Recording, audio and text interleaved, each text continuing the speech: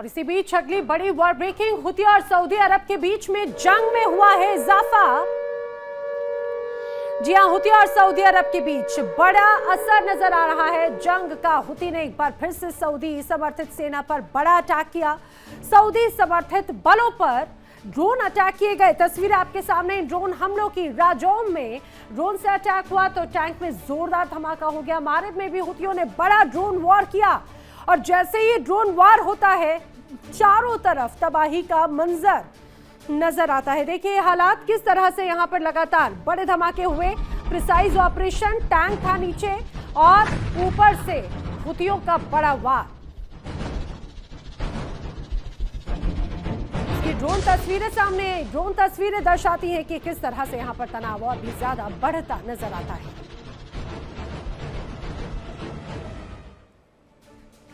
क्या दुनिया की इकलौती सुपर पावर अब अपने ही भारी भरकम हथियारों के बोझ तले दब रही है? ईरान को डराने के लिए अमेरिका ने अपना दैत्याकार aircraft carrier USS George Washington अरब सागर में उतारा।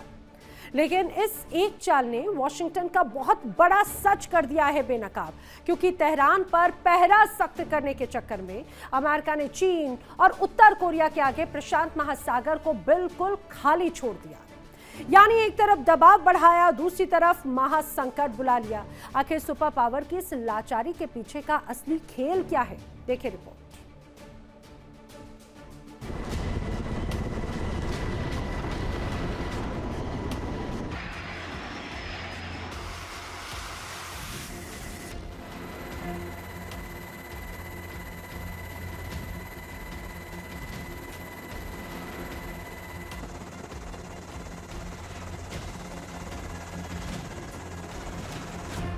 अमेरिका के लिए ये सिर्फ एक कैरियर की जगह दूसरे कैरियर को भेजने की कहानी नहीं है। असली संकट उसके लंबे ऑपरेशनल दबाव का है, जो अमेरिका कैरियर फ्लीट पर लगातार बढ़ता जा रहा है। यूएसएस अब्राहम लिंकन ज्यादा समय तक समुद्र में रहना पड़ा।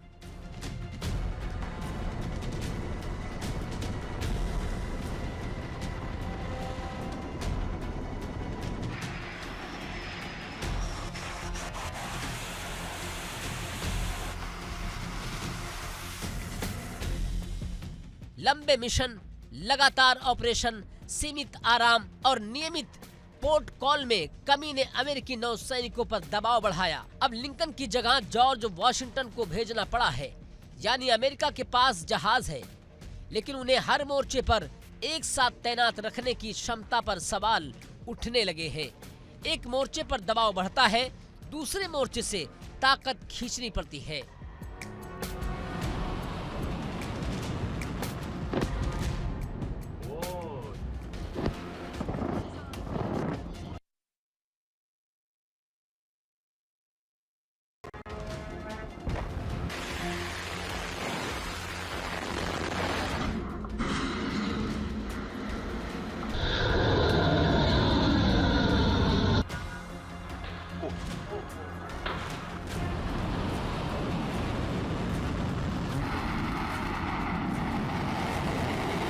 और इस वक्त अमेरिका की सबसे बड़ी चुनौती है ईरान। मिडल ईस्ट में तनाव पूरी तरह खत्म नहीं हुआ। होर्मुज दुनिया की सबसे अहम तेल सप्लाई लाइनों में से एक है और इसी इलाके में अमेरिकी नौसेना की मौजूदगी लगातार बढ़ाई जा रही है।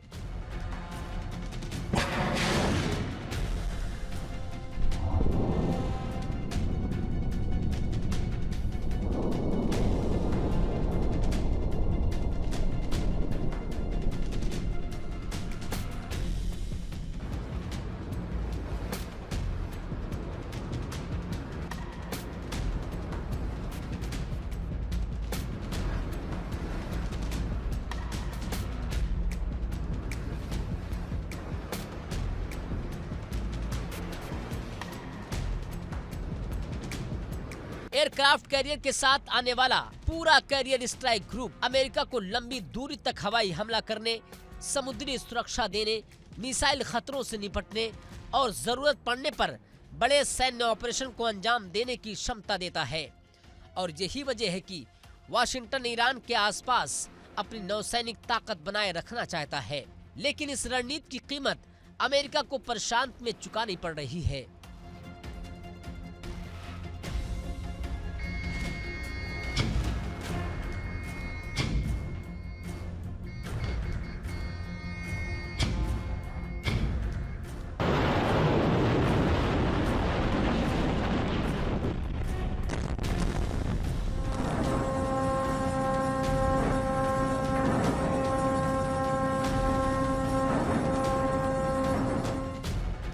क्योंकि जॉर्ज वाशिंगटन जापान के योकोसुका में तैनात है, अब उसे वहां से हटाकर अरब सागर भेज दिया गया और उसके हटते ही पश्चिमी प्रशांत में अमेरिकी एयरक्राफ्ट कैरियर की मौजूदगी का एक बड़ा खालीपन पैदा हो गया है।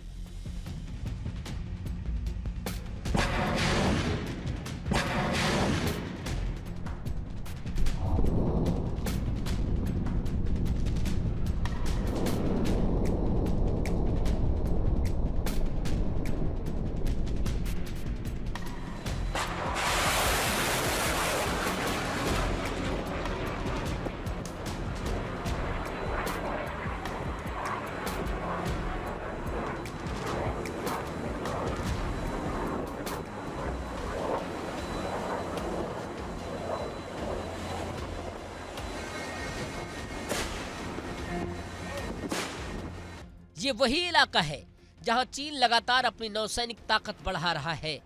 चीन के पास तेजी से आधुनिक होती एयरक्राफ्ट कैरियर फ्लीट है, मिसाइलों की बड़ी क्षमता है और ताइवान के आसपास उसकी सैन्य गतिविधियां अमेरिका के लिए पहले से बड़ी चुनौती है। ऐसे में सवाल उठना लाजमी है कि अगर मिडिल ईस्ट में अमेरिका अपनी ताकत बढ़ाता है तो क्या चीन को प्रशांत में ज्यादा रणनीतिक गुंजाइश मिल जाएगी?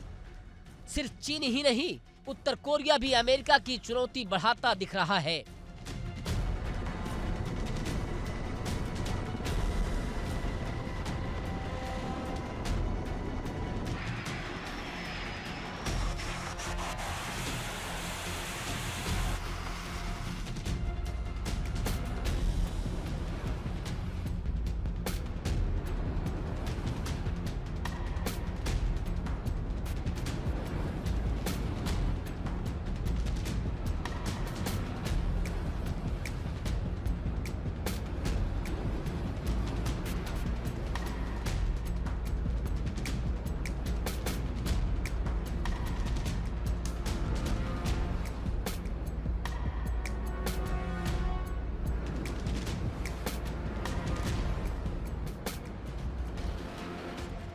उत्तर कोरिया के मिसाइल परीक्षण, परमाणु क्षमता को लेकर अमेरिका और उसके सहयोगी लगातार सतर्क रहते हैं।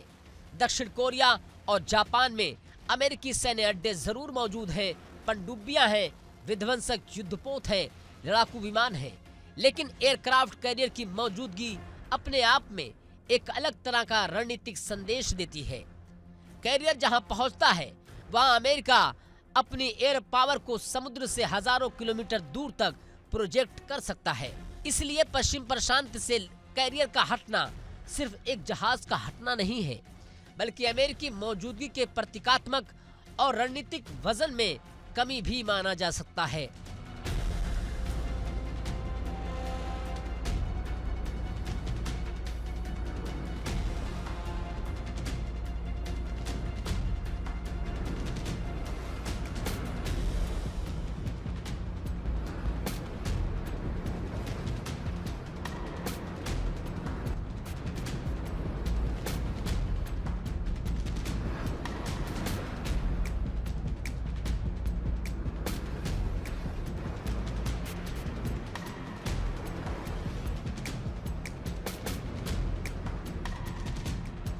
हालांकि दूसरा पहलू भी है।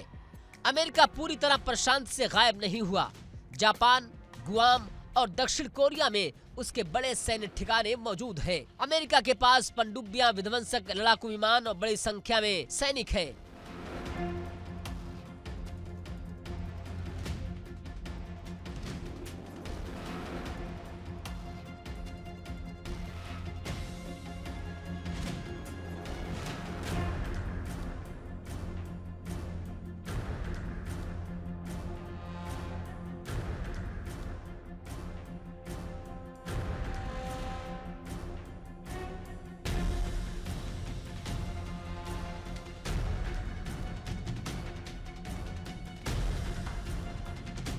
जरूरत पड़ने पर दूसरे कैरियर को भी प्रशांत की ओर भेजा जा सकता है।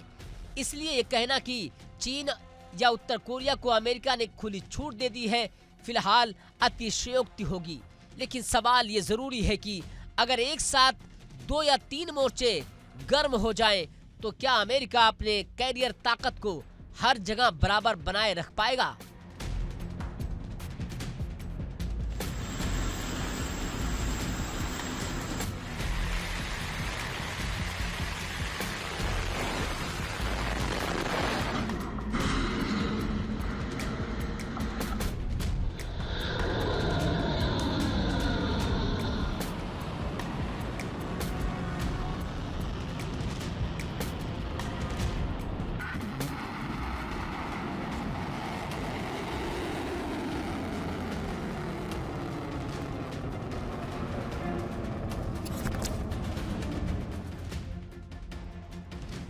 और यहीं से अमेरिकी नौसेना की असली परेशानी सामने आती है।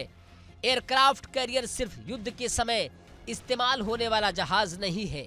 इसे लंबे समय तक चलाने के लिए नियमित मेंटेनेंस, क्रू की ट्रेनिंग, मरम्मत, अपग्रेड और रोटेशन जरूरी होता है।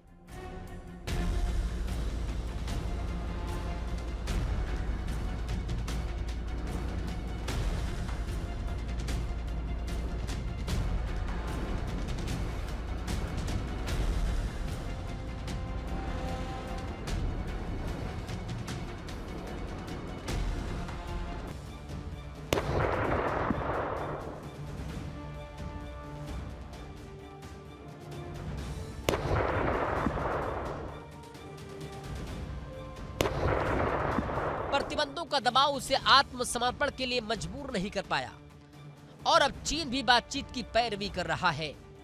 यानी ईरान के नैरेटिव में तस्वीर बिल्कुल साफ है।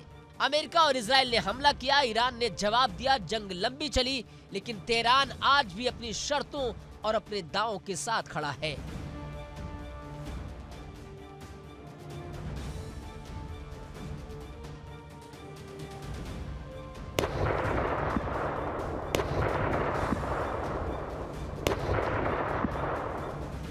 अब सवाल सिर्फ ये नहीं कि जंग कब खत्म होगी, सवाल ये है कि अगर युद्ध विराम होता है तो उसकी शर्तें कौन तय करेगा, अमेरिका, इजराइल या ईरान?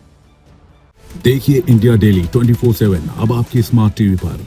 इंडिया डेली मौजूद है सभी डिजिटल प्लेटफॉर्म पर लाइव और लगातार। इंडिया डेली 24/7 हर दिन राष्ट्र को समर्पित।